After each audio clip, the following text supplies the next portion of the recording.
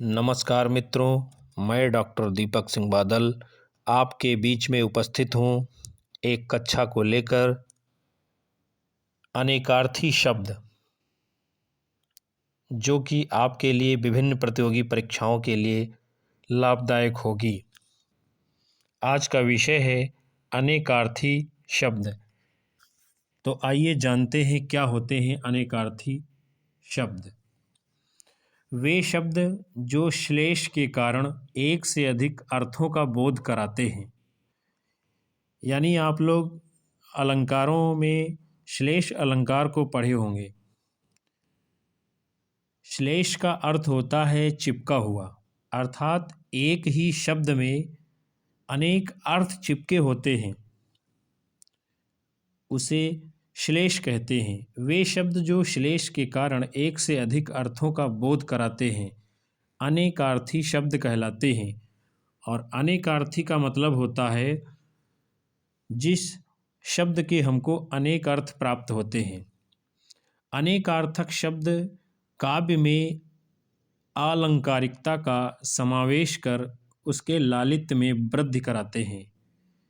यानी क्या है, अलंकारिकता के कारण शब्दों में लालित्य आ जाता है। लालित्य का अर्थ होता है सुंदरता आ जाती है। यमक, श्लेष जैसे अलंकारों की सत्ता इन्हीं शब्दों पर निर्भर है। अनेकार्थी शब्दों के कुछ उदाहरणों को हम अब देखेंगे। पहला शब्द है अंबर। तो अंबर के अर्थ होते हैं आकाश और वस्त्र। यानी आकाश को भी अंबर कहते हैं और अंबर को वस्त्र भी कहते हैं। दूसरा शब्द है अर्क। अर्क का अर्थ सूर्य भी होता है, रस भी होता है।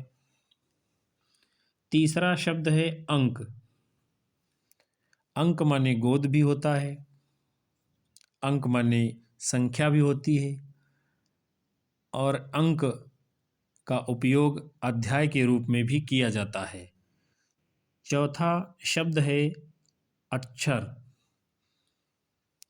वर्ण को भी अक्षर कहते हैं और अक्षर को ब्रह्मा भी कहा जाता है। पांचवा शब्द है अली। अली का अर्थ भौरा भी होता है। अली सखी को भी कहते हैं, अली कोयल को भी कहते हैं, अली भिक्षु को भी कहते हैं और अली का एक अर्थ मदिरा भी होता है। छठा शब्द है अर्थ। एक तो अर्थ का अभिप्राय धन भी होता है, दूसरा अर्थ का अर्थ अभिप्राय भी होता है और तीसरा अर्थ का अर्थ व्याख्या भी होता है। सातवां शब्द है अमृत। घी को भी अमृत कहते हैं, सुधा को भी अमृत कहते हैं और पारा को भी अमृत कहते हैं। फिर आठवां शब्द है अक्ष। तो आँख को भी अक्ष कहते हैं। अक्ष माने सर्प भी होता है, अक्ष माने धुरी भी होता है। फिर 11वां शब्द है गो। गो का अर्थ गाय भी है। गो इंद्रियों को भी कहते हैं, गो किरण को भी कहते हैं, गो सरस्वती को भी कहते हैं, गो धरती को भी कहते हैं और गो का एक अर्थ आकाश भी है। 12वां शब्द गोपति। विष्णु को भी गोपत कहा जाता है, ग्वाला को भी गोपत कहा जाता है। गोपत यानी गायों का स्वामी। सांड को भी गोपत कहते हैं। राजा का भी एक अर्थ व्यक्त करता है गोपत। कृष्ण को भी गोपत कहते हैं और शिव को भी गोपत कहते हैं। अगला शब्द है गौतमी। अहिल्या का एक नाम गौतमी है। गोदावरी का अर्थ भी गौतमी है। दुर्गा को भी गौतमी कहते हैं। द्रोणाचार्य की पत्नी को भी गौतमी कहते हैं।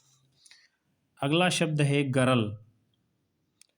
गरल का अर्थ जहर भी होता है और गरल का अर्थ घास का पूला भी होता है। अगला शब्द है गिरधर। गिरधर श्री कृष्ण भगवान को भी कहते हैं। गिरधर हनुमान को भी व्यक्त करता है। अगला शब्द है तनया। तनया माने पुत्री भी होता है। तनया का अर्थ लड़की भी होता है। अगला शब्द है गौरी। गौरी पार्वती को भी कहते हैं, तुलसी को भी गौरी कहते हैं और हल्दी को भी गौरी कहते हैं। फिर अगला शब्द है घट। एक तो घट माने शरीर होता है, दूसरा घट माने हृदय भी होता है, तीसरा घट घड़े को भी कहते हैं। अगला शब्द है अक्षत। तो अक्षत चावल को भी कहते हैं और अक्षत माने संपूर्ण भी होता है। अंग, शरीर का भाग एक, उसको भी अंग कहते हैं। विभाग को भी अंग कहा जाता है। अंकुश, हाथी को नियंत्रित करने वाला उपकरण, नियंत्रण को भी अंकुश कहते हैं और हाथी को नियंत्रित करने वाला जो उपकरण होता है उसको भी अंकुश कहा जाता है। अगला शब्द है अंबुज। अंबुज का अर्थ कमल भी होता है, अंबुज का अर्थ चंद्रमा भी होता है और शंख को भी अंबुज कहते हैं। अगला शब्द है वारिद। वारिद का अर्थ बादल भी होता है। वारिद नागर मोथा को भी कहते हैं। अगला शब्द है भुजंग। भुजंग सर्प को भी कहते हैं और पति को भी भुजंग कहा जाता है। अगला शब्द है पत्नी। पत्नी का अर्थ दारा भी होता है, पत्नी का अर्थ भार्या भी होता है। घर, घर माने आवास भी होता है, घर माने भवन भी होता है। अगला शब्द है कौशिक। कौशिक का एक अर्थ विश्वामित्र है। कौशिक उल्लू को भी कहते हैं। अगला पंचानन। पंचानन भगवान शिव को भी कहा जाता है। पंचानन सिंह यानी शेर को भी कहते हैं। अगला शब्द क्षेत्र। क्षेत्र का एक अर्थ खेत भी है और दूसरा अर्थ मैदान को भी क्षेत्र कहते हैं। अगला शब्द है तीर।